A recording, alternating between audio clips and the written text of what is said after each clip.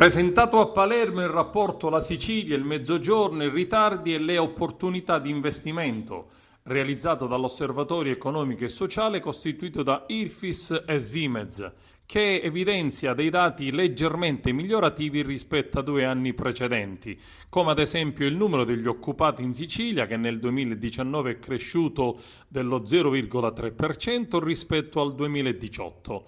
Un dato in controtendenza rispetto a quanto accaduto nello stesso periodo nel resto del Mezzogiorno, dove al contrario si è riscontrata una diminuzione degli occupati.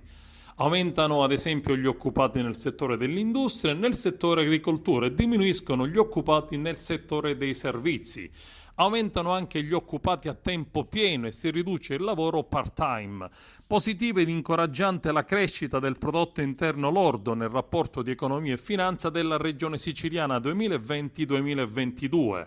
Sono cresciute dal 2018 le esportazioni, un valore questo importante rispetto alle altre regioni italiane. Questo biennio di crescita ha consentito alla regione di recuperare il calo delle esportazioni subito nei 2 anni precedenti ed è anche migliorata la propensione all'export, risalita al 12%.